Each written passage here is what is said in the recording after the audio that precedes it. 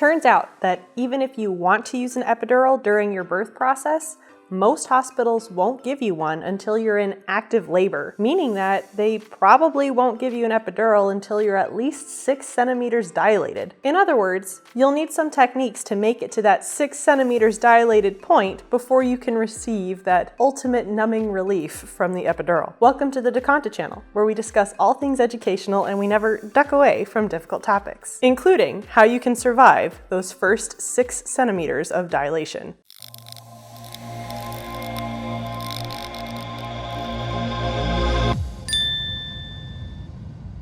Ultimately, there are 4 main things you can do, and I will summarize them in the acronym BAHM. B for breathing, A for activity, H for hypnosis, and M for medication. So starting with B for breathing, there are 3 main types of breathing patterns you can try that I find most helpful. The first one is called a de-stress breath. Think of it like filling up your whole belly with air as you inhale for 4 seconds and then exhale for 6 to 8 seconds.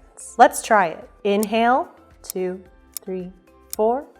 Exhale, 2, 3, 4, 5, 6, 7. The next is called transition breathing because it's particularly useful to use while you're in the transition period of birth, meaning that your cervix is going from 8 to 10 centimeters dilated. But you can use this breathing pattern before that point too, if you find it helpful. The way you do it is by taking 2 very intentional inhales and then exhaling 2 times, again, very intentionally. Let's try it. 1, 2, 3, 4. 1, 2, 3, 4.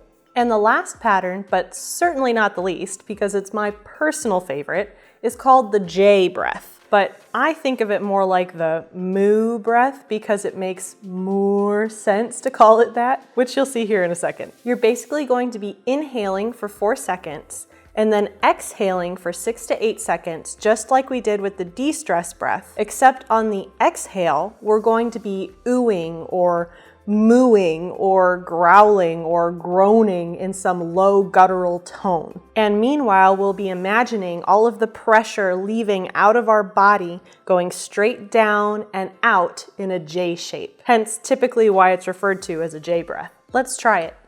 Inhale, 2, 3, 4. Exhale.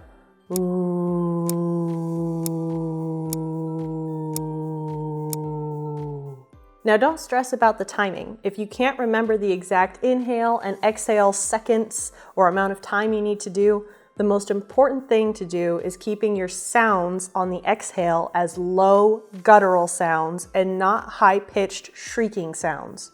Why? Well, check out how this candle flame moves when I shriek versus when I growl at it. Having the air escape my mouth in a shriek does absolutely nothing for helping push baby out. But if I growl or I keep a low ooh tone, then all of that air is pushed down and out, naturally tightening my abdomen muscles and helping baby come out faster. Next up in our acronym is A for activity. Now there are lots of things you can do within this category to kind of help birth move along to those 6 centimeters of dilation that we're aiming for. You can get up and walk around, probably more like waddling around the hospital.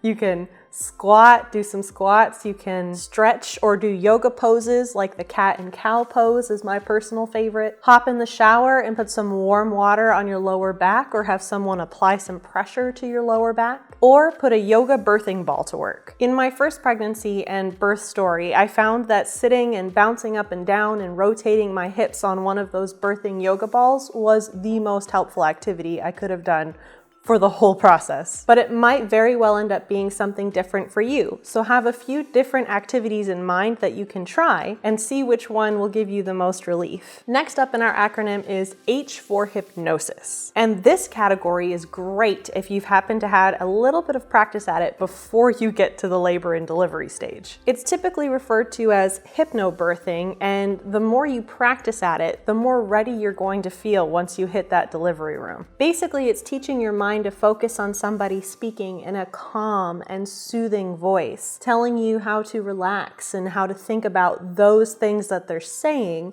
versus the painful contractions that you're feeling. I highly recommend practicing the hypnobirthing by watching a free YouTube video that happens to speak to you before you get to the labor and delivery stage. Or if you're really into it, you can also purchase apps on hypnobirthing or purchase classes thereon.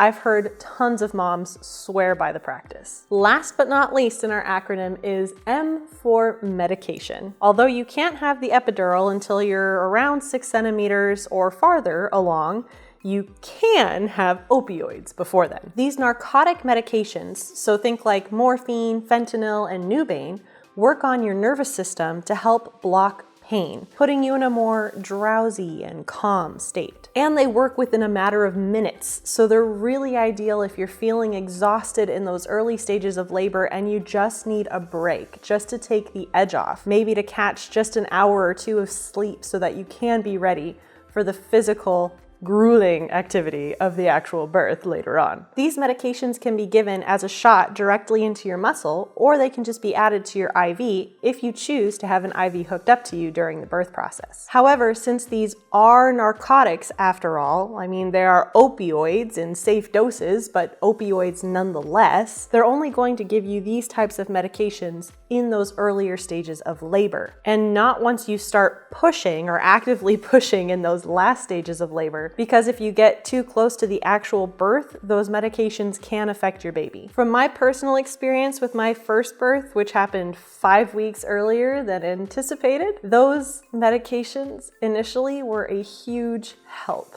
to get me through and help me relax and sleep between the contractions. And above all, remember that giving birth is a natural, normal process. Your body was literally built to do this. Some women want to deliver without any medical intervention, and others walk into the delivery room knowing that they're going to get an epidural right from the get-go. Now, whichever route you choose does not make you any more or any less of a woman, and don't let anyone ever convince you otherwise. So, with that being said, what has week 34 of pregnancy felt like now that we're getting so close to the due date? The first symptom I can report is a ton of mucus, bodily fluids in general. I feel like over the last 3 weeks, but this week especially, my body's been ramping up all of the bodily fluids, especially the snot and the saliva.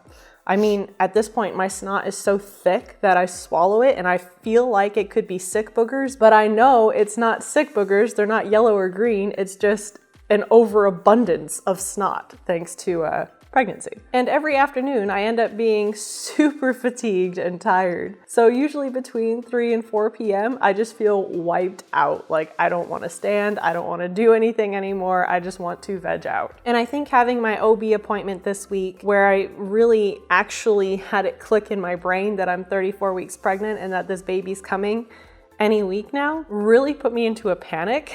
And there was probably a day where I was just crying and weeping, and the idea of her being here, and I don't know if I'm ready yet to go through the whole birth process again. And it was all just really overwhelming and kind of scary, but also exciting at the same time. So I think this is the week I can definitely say everything's starting to be really, really real for me right now. But if this is your first pregnancy or your first birth, don't worry if you're feeling this way.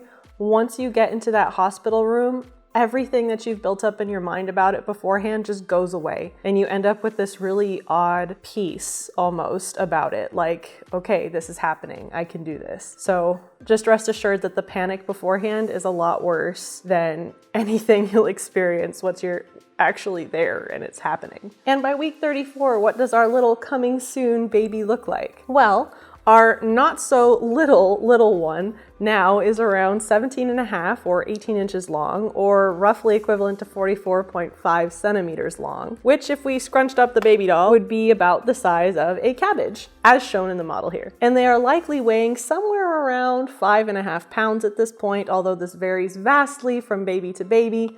And that would be a pretty heavy cabbage though, 5.5 pounds. As mentioned in the previous week's videos, the most important thing that's going on right now is all of the fat accumulation underneath their skin so that they can regulate their own body temperature once they're born. Also, the continued development and maturation of their central nervous system overall. The good news is that at this point, their lungs are pretty well developed. Oh, and fun fact, your little one is peeing out about a pint of pee a day, and they're getting that first nasty tarry meconium poop ready just for you. Now, when it comes to labor, listen to and trust your body.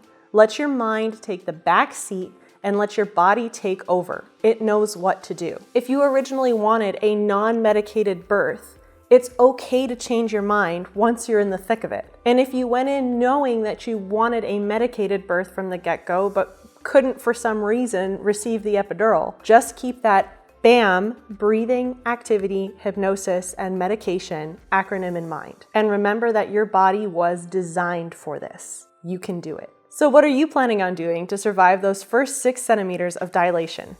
Let me know in the comments below. These videos take quite a bit of time to make, but it would only cost you 1 second to like this one. To join me in next week's video in this 40-week pregnancy series following me all the way to my birth, all you have to do is subscribe.